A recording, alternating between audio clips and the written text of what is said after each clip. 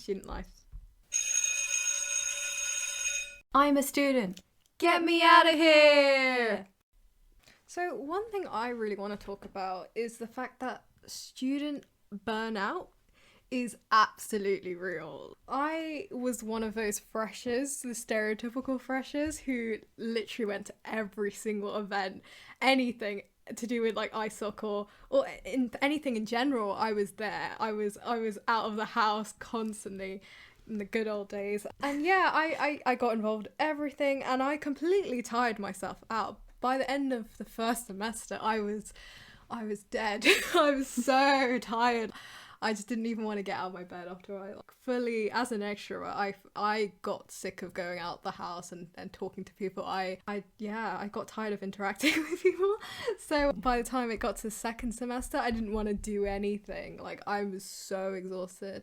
Yeah, I think it's pretty normal, to be honest, when you start university first time and just trying everything out. Yeah, exactly. And I feel like university is designed to burn you out, because there's just so much to get involved in. I was the kind of person who has a big fear of missing out. So whenever someone advertised an event or anything, I was like, oh, I have to, because it's the opportunity. So yeah, that was like all of last year. But now I feel like it's taken a complete spin, and I'm kind of grateful for those opportunities, because this year everything's online and everything's kind of crazy. But I feel like I've been burnt out in a different way. I'm not being burnt out because I'm going out the house. I'm being burnt out because I'm in the house and I'm just overwhelmed. Exactly. And I feel like online class is hell. I hate Zoom and I hate Teams. I don't know what it is. As soon as someone puts me in a Zoom call or in a Teams, I can't deal with it. I just get so stressed by the idea of having to unmute and having to turn my camera on. Especially for a 9 a.m. seminar, I am in my pajamas. I've literally just woken up like 5 minutes ago. I probably haven't even had breakfast. I probably, chugged down a good cup of chai just to stay alive. And I don't want to turn my camera on. Why should I turn my camera on? It's actually a lot of effort to have to put my hijab on and then make sure I'm wearing decent clothes. It's just so much effort. I cannot be bothered. I don't know if I'm just being really lazy, but I feel like it's a common thing. It's so much easier for everyone else to just like turn their camera on, but like hijabis, it's another struggle, And for what? All for like a random seminar leader, all of these random people that I don't know. And then you feel like people could be basically looking at your photo or your video the whole time, and you're just feeling so self-conscious. Oh my god, that's the worst, because it's not the same as real life. You can just like talk to people normally. If you pop up exactly on the screen, oh my god, that's the and worst. It's recorded, that's and the worst. You can't take that back. And again, I overanalyze everything. So if I make like the littlest mistake, I will think about it for hours. The irony, I'm probably going to overanalyze this now. And I like watch this compilation video of all these like Zoom fails and Teams fails. Oh and yeah, it's the most embarrassing thing ever. Yeah, it's so scary. It's mortifying. Such a scary place. Yeah. I just feel so unmotivated this year. I just can't be bothered. Like last year when I was actually motivated to wake up, I had a 9 a.m. literally every single day pretty much.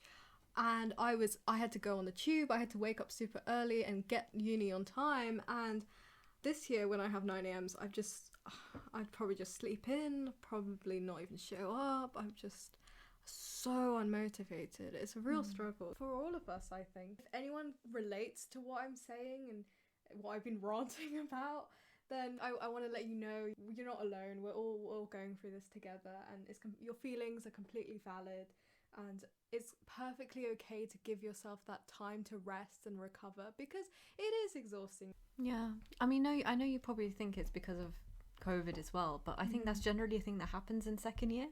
First year, you're just kind of trying out everything, and you're motivated, and you come, with your new notebooks and everything, and you come early.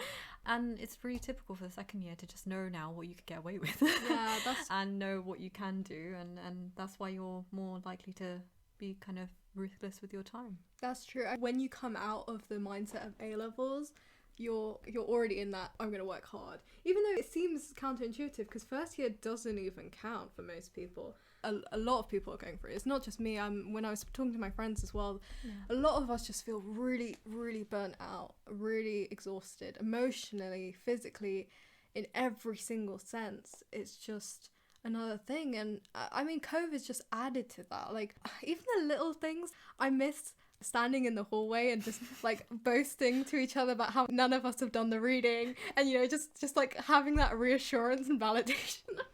And just sitting in the prayer room and, you know, just talking Chilling. to people. Yeah. You really take it for granted. Yeah, And the definitely. little things in life. I can't imagine. It must be so strange. It is I've strange. just gone through all of that at university, mid-university as well. Yeah. And for me, it was different because we also had strikes. So the second semester just got cut really short because London unis are striking. I can't remember why they were striking. I think they were striking because of some pension plan, or the lecturers aren't getting paid enough, or something annoying like that in this capitalist world we live in. So my first year was cut really, really short, and then this year it's just everything's online. So yeah, that is rough. But I kind of feel really, really bad for the people who've just started university and I know they haven't even got to university, they haven't stepped foot in the university because of the pandemic and ripple effect on everything else, really. Yeah, it's a real struggle. And make it easy for everyone. I mean, but yeah, for freshers, if any freshers are listening, my advice to you would be there's still online events and there's still things to get involved, so don't lose hope. There's plenty of means out there to like make new friends, connect with people, and we have also some like studying online tips, because if I've learned anything this year, it's how much the internet is such a privilege. It holds the keys to your entire education. We really take it for granted, and if you're having internet struggles and internet problems, I would recommend you find out from your uni if they offer any internet banks or Wi-Fi routers or anything, because sometimes they do, but they're just not very good at advertising it. So make sure you check that out. Another thing is that it's really difficult. I've heard from a lot of friends, finding a quiet space in your house is really difficult. I mean, if you might have like younger siblings and stuff, I mean, I would just maybe advise like trying to wake up at a different time, or blocking off a room and maybe informing your family, I have a seminar at this time, or I have a lecture this time, please don't disturb me. Yeah, like put your timetable on the fridge or something so everyone can see it. Exactly, like little things like that. But yeah, I can totally understand it. There's so much like anxiety and tension in the air. It's just such a stressful period. Yeah, but inshallah it's going to get better. We've got to have that hope and we have to keep going. And you have to remember, like, all of these things are a test, and it wouldn't have happened if it wasn't for a reason. Life is a test in general, and we just have to stay strong, and Allah's going to test us in all sorts of circumstances, good and bad, and we just need to stay united as an ummah, stick together. Yeah, inshallah we'll get through this. Inshallah. And just stay patient. I think that's one thing we've all learned from COVID, from this whole pandemic, is patience is key, and inshallah if we keep being patient it will get better. Inshallah. And on a lighter note, we are going to share our next segment, which is the Muslim TikTok of the month, to cheer you guys all up. So our Muslim TikTok for this month was brought to you by Bad Rutuber, and it goes like this. If you sneeze and you say Alhamdulillah, and I tell you Yarhamakallah, please just say a simple Yahdikallah. I don't want to hear all kind of questions like, how did you get in my house? Oh my god, that's great.